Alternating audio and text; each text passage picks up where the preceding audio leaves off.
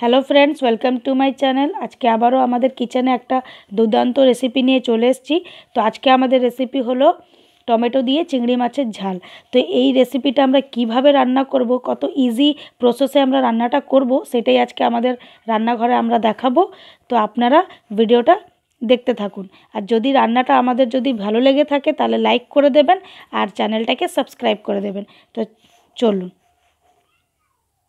আমরা চিংড়ি মাছ নিয়ে নিয়েছি। চিংড়ি মাছে এবার লবণ আর হলুদটাকে ভালো করে মাখিয়ে নেব আন্দাজ পরিমাণে।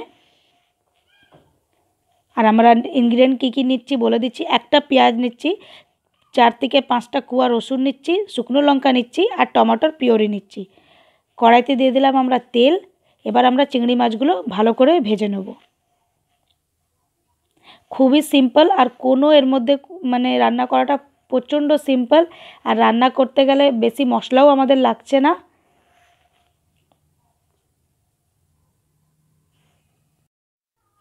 আমরা ভালো করে ফ্রাই করে নিচ্ছি। লাইট ফ্রাই হবে, বেশি ডিপ ফ্রাই হবে না।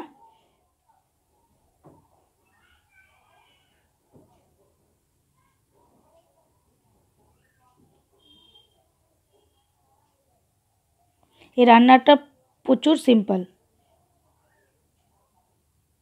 তো এবার আমরা ভাজা আমাদের হয়ে গেছে। এবার আমরা চিংড়ি মাছগুলো নামিয়ে নিচ্ছি।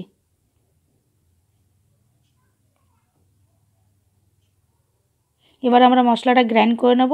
রসুন দিয়ে দিয়েছি, পেঁয়াজ দিয়ে দিলাম আর দিয়ে দেবো শুকনো লঙ্কা। এটা আমরা পেস্ট করে নেব। এবার কড়াইতে এই পেস্টটাই আমরা দিয়ে দিলাম, দিয়ে ভালো করে কষিয়ে নেব। নুন দিয়ে দেবো আর সামান্য হলুদ দিয়ে দেবো।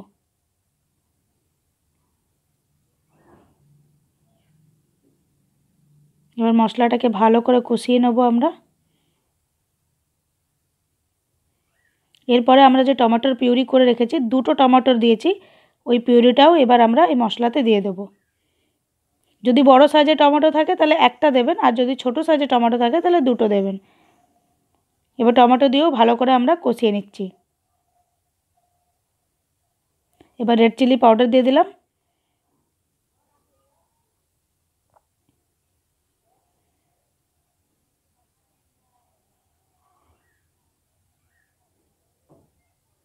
ভালো করে কষিয়ে নেব। এবার আমরা দিয়ে দেবো মিট মশলা।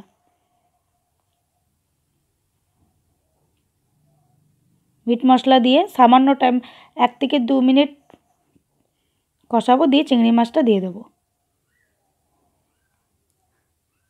চিংড়ি মাছ দিয়ে আমরা ভালো করে কষিয়ে নেব। কষিয়ে সামান্য জল দেবো, একটুখানি সামান্য জল দেবো, দিয়ে আবার 1-2 বার নেড়ে নিয়ে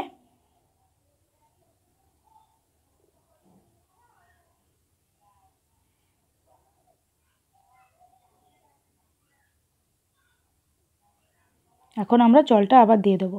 কেন একটু জল না দিয়ে কষালে পারে, যেহেতু ওটা শুকনো গুঁড়ো মশলা, তো আমাদের তরকারিটা লেগে যেতে পারে। তাই আমরা সামান্য জল দিয়ে কষিয়ে নিয়ে আবার আমরা জল দিয়ে দিলাম। কিন্তু যেহেতু এটা চিংড়ি মাছের ঝাল হচ্ছে, তো আমরা সামান্য অল্প জল দিলাম, মাখা মাখা করব। তো আমাদের তরকারিটা আমাদের ফুটে গেলে এবার আমরা নামিয়ে নিচ্ছি।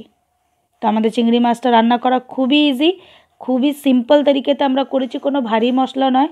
আর এই রান্নাটা খেতে খুবই টেস্টফুল হবে। তো ভিডিওটা দেখার জন্য ধন্যবাদ। আর রান্নাটা যদি ভালো লেগে থাকে অবশ্যই আমাদের চ্যানেলটাকে লাইক করে দেবেন আর সাবস্ক্রাইব করে দেবেন।